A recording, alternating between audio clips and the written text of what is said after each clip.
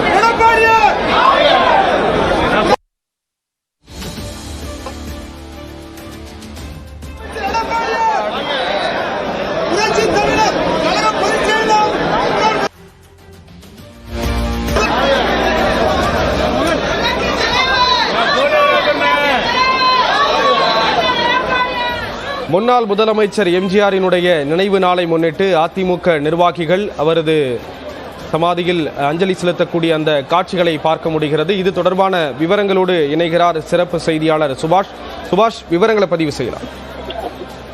அனைத்து இந்திய அண்ணா திராவிட முன்னேற்ற கழகத்தின் நிறுவன தலைவரான மறைந்த முதலமைச்சர் எம்ஜிஆர் நினைவு நாளை முன்னிட்டு மெரினா கடற்கரையில் அமைந்திருக்கும் அவரது நினைவிடத்தில் அதிமுக பொதுச் செயலாளரும் எதிர்க்கட்சித் தலைவருமான எடப்பாடி பழனிசாமி தற்போது மலர் தூவி மலர் வளையம் வைத்து அஞ்சலி செலுத்தி வருகிறார். அவருடன் அதிமுகவின் நிர்வாகிகள் அவருடன் சேர்ந்து அஞ்சலி செலுத்துகிறார்கள். அதிமுக அவைத் தலைவர் தமிழ்மகன் ஹுசைன், முன்னாள் அமைச்சர் பொன்னையன், எஸ் பி வேலுமணி, திண்டுக்கல் சீனிவாசன், நத்தம் விஸ்வநாதன் உள்ளிட்டோர் அஞ்சலி செலுத்துகிறார்கள்.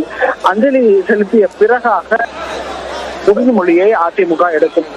36 வருடங்களாக மறைந்த எம்ஜிஆர் அவர்களுடைய நினைவு தினத்தில் உறுதிமொழி எடுப்பது வழக்கம். அதன்படியாக இன்று எடுக்கக்கூடிய உறுதிமொழியின்படி அவர்கள் செயல்படுவோம் என்பதை உறுதிமொழி எடுப்பார்கள். அப்படி அந்த உறுதிமொழி சுட்டிக்காட்டக்கூடிய முக்கிய விஷயம் என்னவாக இருக்கும் என்பதும் பார்க்க வேண்டியிருக்கிறது.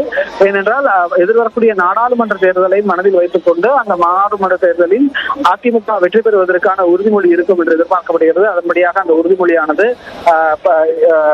இட இருக்கிறது. இதைத் தொடர்ந்து எதிர்க்கட்சித் தலைவர் அதிமுக சார்பாக அஞ்சலி செலுத்திய பிறகாக முன்னாள் முதலமைச்சர் ஓ பன்னீர்செல்வம், அதே போல சசிகலா அவர்கள் ஆகியோரும் அடுத்தடுத்தாக எம்ஜிஆரின் நினைவிடத்தில் அவரது நினைவிடத்துல அஞ்சலி செலுத்த இருக்கிறார்.